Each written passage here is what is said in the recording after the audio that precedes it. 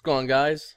vctrfs here, and today we're going to talk about more in details in getting a card shop. So hopefully you saw my previous video of so you want to own a card shop. I go into details about why it's not easy and it can be hard owning a card shop, and I'm still sticking to that, and how a majority of people that want to own a card shop only want to own a card shop because they play one trading card game. They don't play multiple trading card games, which you have to know, or at least hire somebody out that does know that. So if you haven't seen that video, please check that video out before seeing this video. This video will go into details on a lot more things. I just want to say to everybody watching these videos, hopefully you like them. Definitely make sure to share them, and make sure to subscribe if you haven't subscribed before. I'm going to be doing a lot more of this kind of content about people that want to be interested in owning a card shop.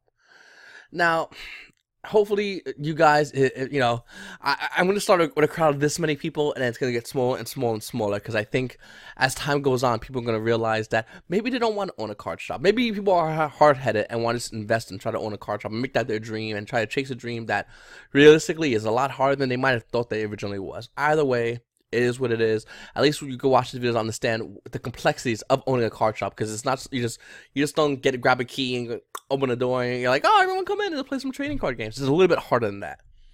One of the first things in owning a card shop is a commercial lease agreement. Now, I live in Kentucky, like if you guys don't know, and it's really easy to get a commercial lease agreement, and depending on who your landlord is, actually factors in. See, my first card store, I opened it up. It was a small little card store. I wasn't trying to go too big. I just want to do something real small, just kind of like a startup card store. Ultimately, you're looking towards moving into a bigger area and having that set up. I was gonna do, and I did it for a 1-year lease agreement. When I met the landlord, he was a nice guy. He came in. I looked around the store. I said, this is perfect. Just to open an introductory kind of card store. I think the square footage was anywhere from 11 to 1,200 square feet, which is a good starter card shop footage. When I first opened up, the landlord was a cool guy. He was a really nice guy, actually. He went over everything. He said, "Hey man, as long as I get the rent money, I don't care." And that was music to my ears, because I'm the kind of guy I don't like to be bothered. As long as you get your money, fuck off. And unfortunately, I didn't have that written in the lease. It was just like a regular kind of lease agreement, and it was what it is. 4 months into my lease, I started noticing he owned an adjacent building, so he would always stop by every now and then. How you doing? How's it going? Within those 4 months, and I was like, okay, cool. 4 months in, he came to me with one of the first issues. He's like, hey, listen, people smoking cigarettes in front of the store. Cigarette butts are getting thrown on the floor. It's not fair. I can't tell everybody, if they want to smoke, they have to smoke down the block. Down the block. This was not written anywhere in the lease, by the way. So, me trying to be a nice guy, trying to work it out, went to my card player, said, hey guys, you want to smoke, just smoke down the block. Obviously, some people didn't want to hear that. They were just like, this is bullshit. But ultimately, people did. And every now and then, people would smoke in front of the store, but not me. And any of the main people, just random people just come by, smoke, people just walk by. I mean, it's a busy street for a small town, and they were smoking, drop butts on the floor. Shit happened. So I'd be outside talking to a bunch of guys, and next thing you know, he'd come by and started accruing. This doesn't happen like in one day. Started accruing, which he'd grab a cigarette off the floor and show it to me in front of everybody and walk away. And it was embarrassing. It was annoying. I wish that was it, but it wasn't. It got worse with this landlord. You see, he also, in the commercial lease agreement we had, it was the store has to be, when I'm done with the store, it has to be in the same condition the store was in. Unknowingly to him, the store I had was actually in, it was a regular store, and it was in the lease, it was in the same condition. What he didn't know is I took pictures and videos of the store before actually putting anything in the store. I had videos and I had pictures of it, and I did that on purpose due to other car store owners telling me this is something you might want to consider doing, depending if your landlord is insane. So I did. So he would come into the store, and he would look around and look at the floor and look at the walls, which obviously had scuff marks because of the tables. Shit gets dirty. When I leave, I was going to paint it, but obviously it wasn't good enough for him. We used to get into arguments in the store. One time he came in, and he was supposed to get mad about the floors being dirty, flipped out in front of all my customers. You got to be like 40 people there. I'm the card shop owner, and I'm screaming at the top of my lungs at this landlord who's just being a piece of shit, yelling at me in front of my customers, trying to belittle me, and I'm snapping at him. I told him, this was probably about 8 months, and I said, listen, you know what? Take me to court, motherfucker. Right in front of all my customers. It was embarrassing. It was highly embarrassing. And like I said, it was other scenarios, other times it escalated. One time he told a female employee, hey, you're a female, you should mop the floor. This is a true story, by the way, guys. This is my first store. long story short, we went to court. He brought the lease to the judge. I brought not only the lease to the judge, but I actually had a DVD, a CD, with all this information, of pictures, audio, audio recordings of during active hours of me and him yelling in the store as customers are there talking to me. And obviously the judge sided with me and just said, okay, what do you want to do? You have a couple of months left in your lease. Obviously, this is not working. What do you want to do? Ask me, meaning me. I literally said I want to end the lease, which I had to do to the judge. I just couldn't leave, or else he could take me to court for that rent money, by the way. I want to end the lease, and I want to get the hell out of there. And I want my $600, the money I put as initial deposit. Long story short, I did. I left that night, by the way. Left court that day, rented a truck that evening, came back to the store, loaded my crap, hit him up, and said, you owe me my money, here's my address, and he sent me the rest of my money, and then I mailed him the keys afterwards. What I'm trying to say with the commercial leases is very important.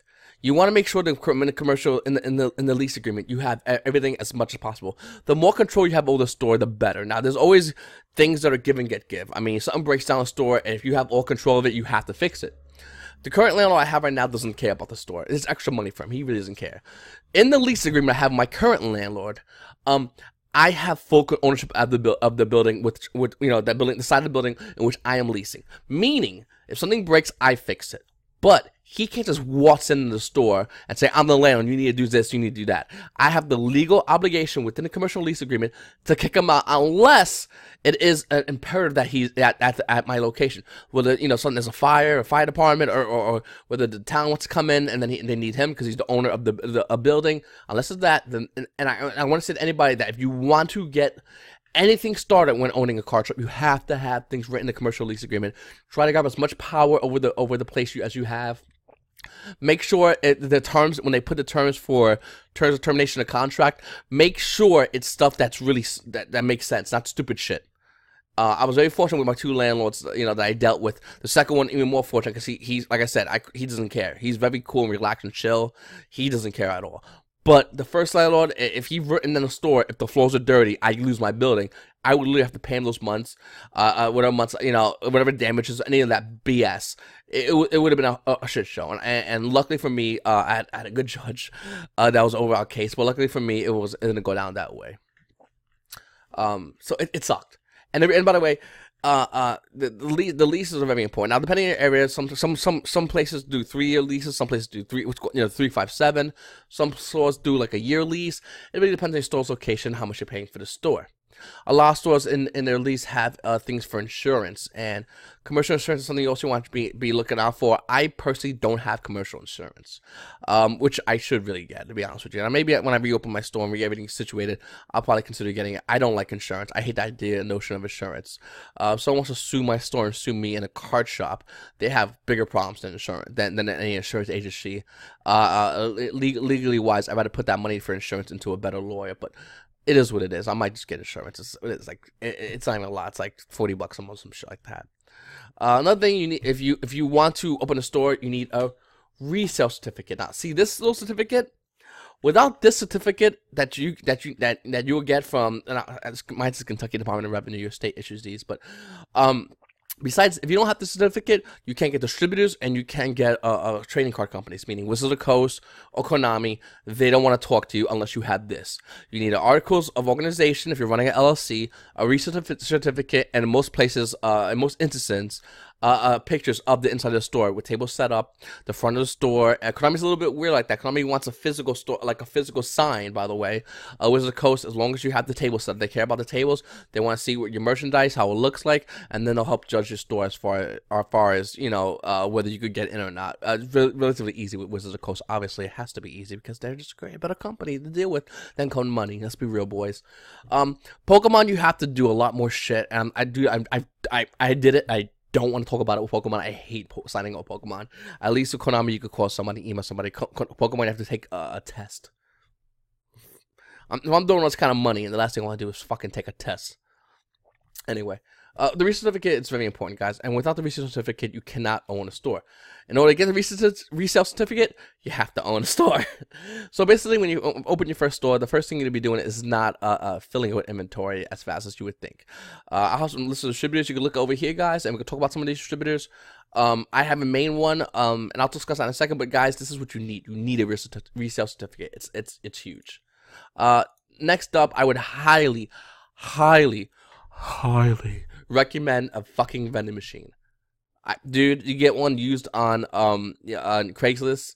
So you can negotiate. I'm picking this one up actually within a day or two for $500. It's $7. Most places don't need it. It was used at a gym. Evidently, no longer needs it.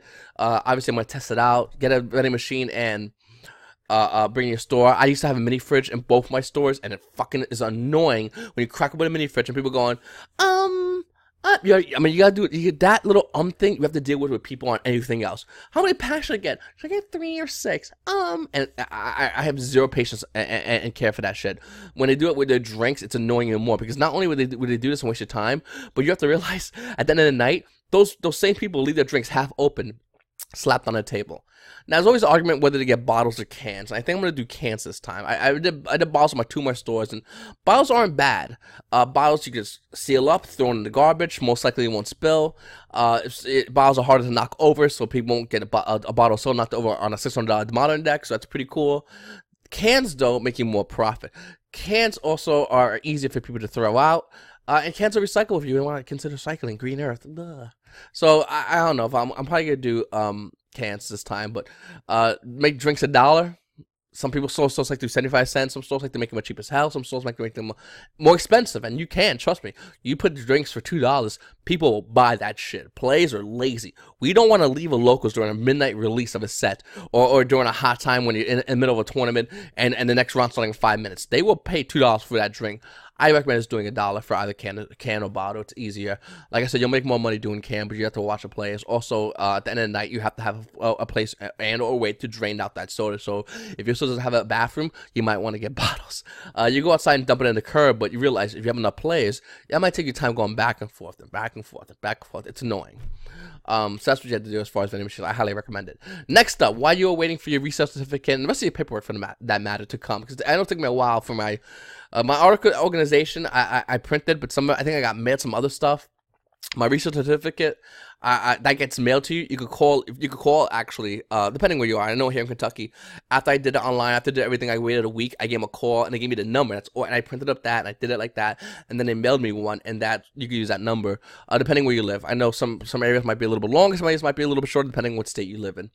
Why that's happening though, and why you're getting paperwork from distributors and still filling out the paperwork, taking pictures, still setting up information to companies like Konami, Wizards of the Coast,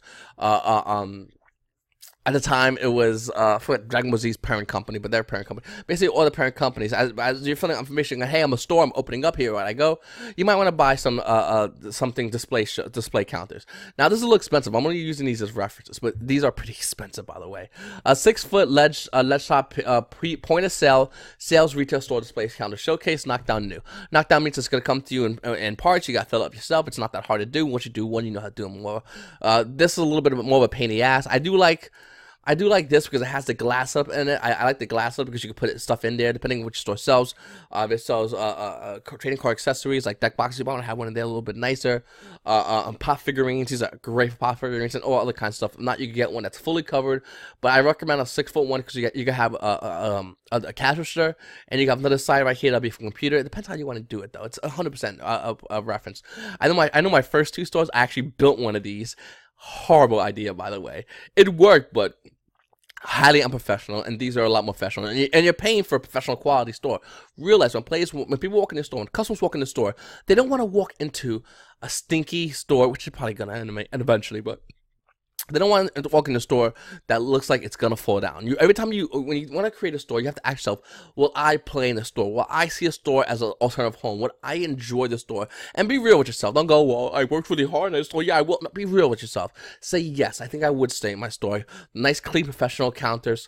Nice, everything's for the most part is organized. There's a plentiful amount of singles, which is huge. I'll probably talk about that in another video. There's plentiful amount of product. This store looks like it has some money invested in it. I doubt the store will close anytime soon. So when I get store credit, I know my store credit's gonna be around. Another thing you also want to get is these retail glass display case, full vision, always full vision. So it shows like this. I would say black because it's easier to clean. 6-foot showcases. Some people like to get a couple of 6s and some 4s, 4-foot showcases. I like 4-foots on the end caps. Mostly I like 6-foot showcases. They're a lot more long. You put a lot more product on it, and customers like long showcases filled with singles. People love that shit. They eat that shit. Really gets their dick hard. and Morty. Really good stuff, guys. So I definitely recommend doing that. Yeah, they are pretty expensive, but these are things that's going to show that you are a little bit nicer of a store, a little bit more organized. You got your shit together pretty much, and it's much easier. Now we can talk about POS systems, point of sale systems. You can use Square. Most banks will have something to give to you.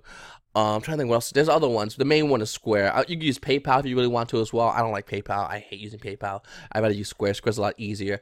And if you have an iPad, I think an iPad Air, you can buy a thing that hooks into the Square thing and use the iPad Air. If not, Square connects to almost any phone, hooks into the headphone jack, pop that bitch in, slap it in, you're good to go. Also, Square sells a little piece for the chip reader phones. You slap that over, it scans the chip reader, and you get to go as far as what sells. So you get to have that as well, guys. Like I said, don't be cheap on the 6-foot display cases. They're very expensive. You need to save for these. You need to get a nice amount of these. The store with the most, I always find, and this is me how I am, but the store with the most filled retail display showcases always looks a lot more appealing. You have your initial lead shop, sometimes even two, depending on the store, and they have a bunch of these, and they're filled with product. They're filled with singles mostly. People love that shit. Yu-Gi-Oh players want to go buy their displays. They want to see this. They want to see some Yu-Gi-Oh product. They also want to see some singles, a lot of singles. Magic Gathering players, they want to see even more of that. They want to see the standard versions. They want to see the modern versions. You can literally format your showcases depending on the Magic Gathering format, standard and modern, and people will eat that shit up. You really want to have it looking nice and clean. And by the way, you want to clean these. I've been to stores where finger marks all over the place. It's disgusting, and it creates a smell in the glass, so you don't really want to look in the glass. You want these clean. I clean my retail display cases once a week. Just get a little bit of Windex, we'll wipe it over, make sure it's nice and clean, no streaks. Ultimately, they're going to get there within 10 minutes of opening, depending on if you have an opening, especially on a Friday Night Magic, it's going to happen. Just realize, do it once a week, it'll look a lot more cleaner. Let's talk about distributors real quickly, guys. GTS is my main distributor I currently use. You're gonna get to know your distributors, and you're gonna get to, they're gonna get to know them by name. Every store will get a distributor know my name, a representative, and the reps want to sell you things. It's their job. They're just gonna want to sell you things, guys. It just is what it is. I have GTS. They're my first distributor, and they are my main distributor, and I really enjoy my representative. I actually enjoy him as a person. I like talking to him, and every now and then when it's time to order some product, I'll give him a call, or I'm really weird on the phone, so I'll email him mostly, to be honest with you. But when I call him, he's very cool, very calm, relaxed to talk to. Hey, how's it going, Louis? How you doing? I like that. I'm not going, hi, welcome to GTS. It's hey, Louis, how you doing? How's the kids going? Hi, it's going good. How you doing, Ken? What you been up to? And we talk back. I like that. It's a nice relationship, and it makes me feel more comfortable, because you got to realize I can't log in and show you guys how it looks, but in the inside you'll see orders, and stores drop a lot of money on distributors, and there's always a main distributor and there's always backup distributors. That's always is what it is. Distributors know this, and not dummies. They know which one's the main. They know which stores are the main stores, and they know which stores are the sub stores. And depending on that, in certain cases, certain distributors will treat you differently. I'll be straight up with you. What I love about GTS and my experience with GTS is there's times where I used them hard, and there's times where I pulled back and went maybe bought from Wizards Coast directly. And either way, I always felt it was more comfortable. So if you are looking for a distributor, I really would recommend GTS distribution. They're located all around. The guys are really nice to deal with. They're just nice guys. Up next, ACD distribution. This is another great distributor company. What I like about ACD is, unfortunately, from my experience, GTS, it's a little bit harder to order Yu-Gi-Oh. You have to really back order it, or be a renowned store for it. ACD is pretty much easier on that, but once again, experiences depending on location. Realize that as well, guys. And AC is another distributor. You also have PHG, Peach Hobby Distribution, which I don't have a contract. I don't have set up with them. I gotta fill something out with them. I'm gonna sign up with them. There's Southern Hobbies, which I actually owe a couple of bucks, so I actually got to call them up, and I owe them a couple of dollars too. Sometimes when you order stuff, they'll send it to you, they'll charge a card, and sometimes they just won't charge you fully. It just happens. It happens randomly with distributors. They might randomly hit you up. It is what it is. And you just call them and go, hey, listen, I owe you some money, and I'm going to give you my card, just charge me, boom, call it a day. And you'll be able to see the whole invoice list. So it's them. And then there's another one, which is Alliance. These are probably the top distributors companies. Like I said, mine is mostly going to be GTS distribution. I remember one cool time where Ken messed up. He actually forgot to send me something, and he called me and said, Louis, I'm paying for shipping. I'm overnighting it. Would you like anything else? Shipping's on my dime. And I was so taken back and impressed by that. I was just like, wow. And obviously, I fucking dropped dough, because I'm like, fuck it, free shipping overnight? Bro, let's talk. Magic product, sealed boxes. what do you have for me in standard? And he was like, blah, blah, blah, and they would go over it with you. I love that shit. Sometimes I like to call these guys to shoot the shit. It's really cool to call them and go, hey, Yu-Gi-Oh! What's coming out in Yu-Gi-Oh! And I'll look online as I'm on the phone with them. Sometimes I'll talk to them and I'll go, listen, can you put this? You also could get product early and get it put to the side. As a store, you will most likely get product earlier than on release day. It's really rare you'll get something on a release day. You'll get things about 2 days, up to a week earlier than it's supposed to be out. Don't be stupid. Don't be that store that cracks product and shows it to everybody. If I get sealed product sometimes, where I will crack it and I'll put a pre-order on it and I'll put it aside where nobody can see it. I don't want no one looking at the fucking product. I don't want no one holding it. I don't want no one doing anything. I'm a dick sometimes. You have to be, by the way. When you own a store, you have to be a dick sometimes. When people try to go, when people try to go behind your counter, you have to fucking be an asshole. You have to. If you're a nice guy, everyone in the I remember my first store was a nice guy, and at one time I was playing cards in front of my store, which, like I said in the first video, it's a big no-no. You don't want to do it all the time, but the store was packed. I was playing cards. I was just chilling. I turned around, and there was 8 people behind my counter. I'm the only employee in my store. 8 people were behind my counter. Do you know how fuming I was? And you know, I'm so cool with a lot of people today, but there's rules within the company. There's rules within the business. And when people go behind the counter, I feel they break that rule, and I lose my goddamn mind. There's very few people I allow in this store right now behind the counter. Very few people. I can name them on one hand. The only reason is because they serve a purpose to me as a store owner. That's it. Other than that, I don't want people behind the counter. I'm very, very picky. If I call someone behind the counter, everyone gets a little bit jealous of my store, and they should be, because it's something that not normally happens. I think I called one time during the pre-release. I called a kid behind my counter. I'm like, hey, buddy, you're going to help me run the pre-release. And he was excited as fuck. I'm like, I'll give you $20, and I'll give you a pre-release kit. You're running this with me. And he was like, dude, I want to keep the pre-release kit.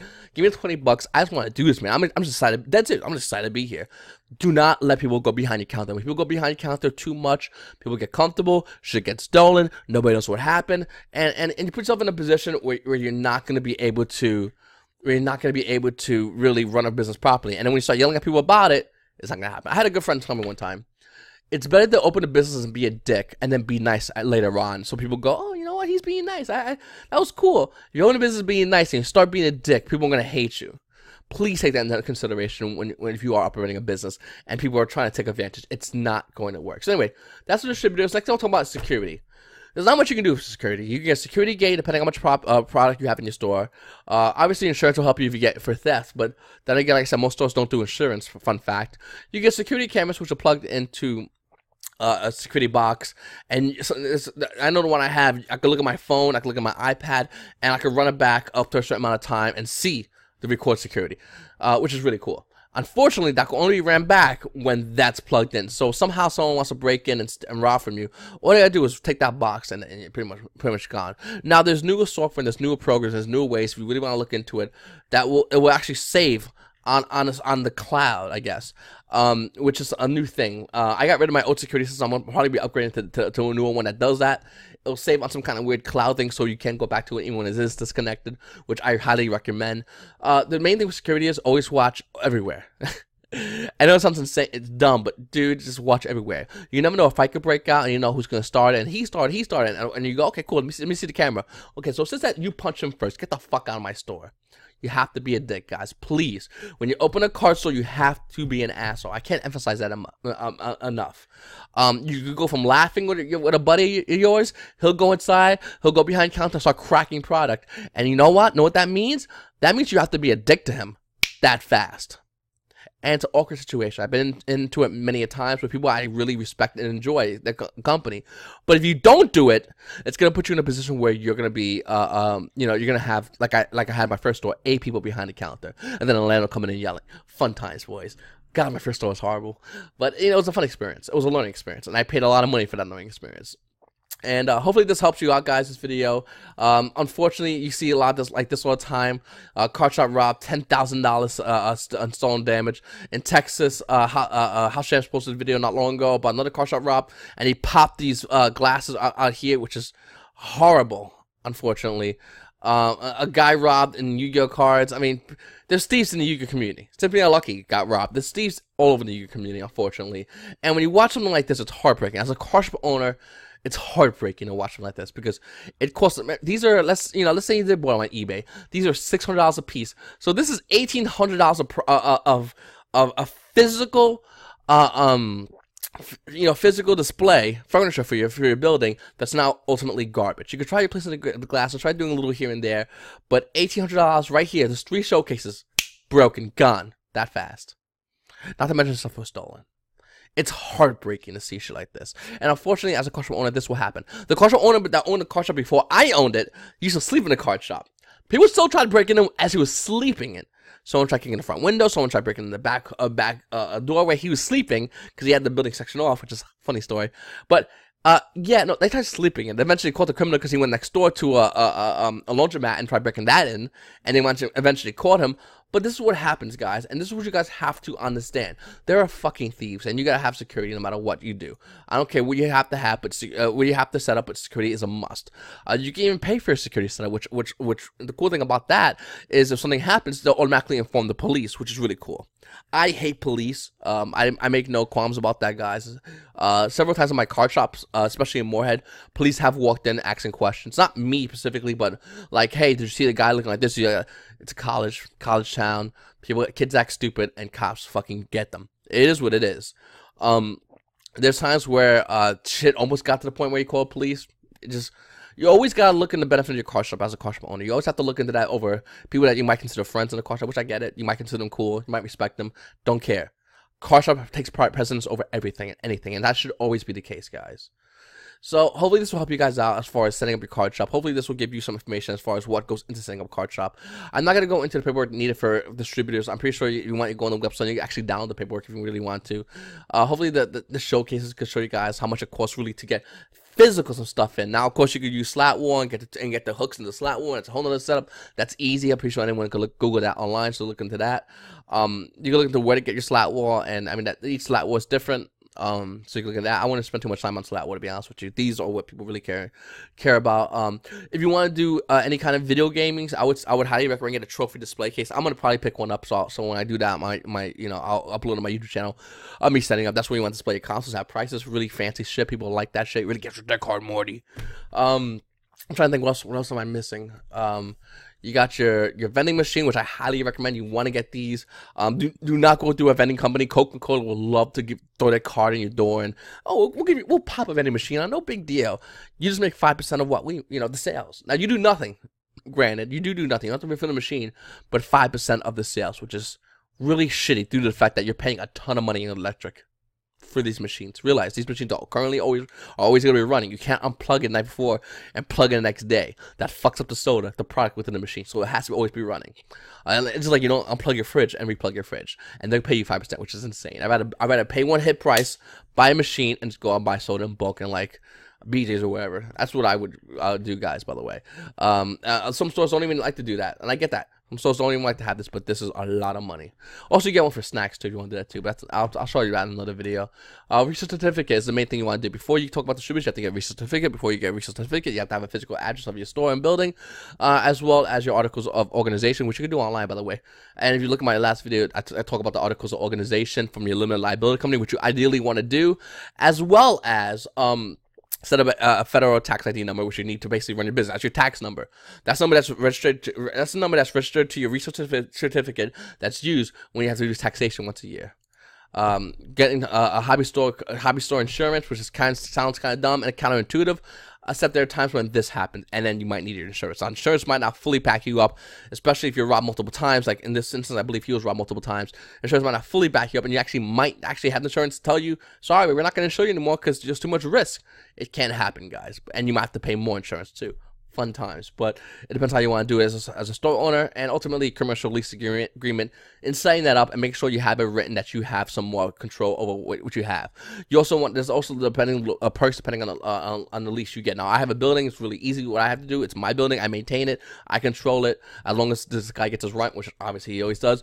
But in certain cases, there are other little add-ons for commercial lease agreements. So I forgot to tell you to talk about, but the video's hitting half an hour. I'm not sure if you guys are bored or not by this, but for the commercial lease agreement, some some things they do surcharges for places, people that come by and clean it, the fees for the cleaning fees, the garbage fees, any additional bullshit like that, they'll hit you with those fees. So make sure if you do a commercial lease agreement, make sure if you do get a building, make sure to see if the final total of what it costs per month for this lease agreement for the amount of time is equal to the amount you want to pay, not just added surcharges that hit you every now and then. If you fuck those surcharges up, you basically can break the lease and get screwed. Alright guys, so this is a video hopefully helping you guys out, setting you up. I think I'm going to do another video next time talking about why you shouldn't own a card store. I kind of touched upon it on this video. Last video I talked about a lot more, but owning a card store is very hard and very difficult, guys. And I highly do not recommend it for a lot of people because a lot of people will fuck this up. This is my technically third try. Really, the second try I got it, but I had back injury. The first time definitely was a fuck up on my point, and of course, you know, my situation with the landlord and how understanding a card shop is. But it's a learning process, and you're gonna make mistakes if you start opening a brand new business. It is what it is. I don't think no one opens a card shop and just does amazing from day one. You're gonna make mistakes, so hopefully you realize that, and hopefully you have enough finances to understand that you need it. Might have to take a loss. It happens sometimes. Just being financially, fiscally responsible, my friends. Anyway, guys, I hope you enjoyed this video. Please make sure to subscribe if you haven't subscribed before. If you want to watch more of this content, I have more of this content available for you. I'm gonna drop this video same time I drop my marker watch roughly, so if you guys can watch both of those back to back, or choose which one you watch, which one you don't want to watch. But please make sure to subscribe. Share this video to other people who are interested in opening a card shop. I'm gonna do more videos like this in the future, probably within a day or two. I'll have more videos talking about opening a card shop and setup and things you might want to purchase, and run some numbers. We're gonna probably do some numbers in a future video discussing numerically what's the total cost. But that's for another video. Anyway, guys, please make sure to subscribe, and you guys have a great day.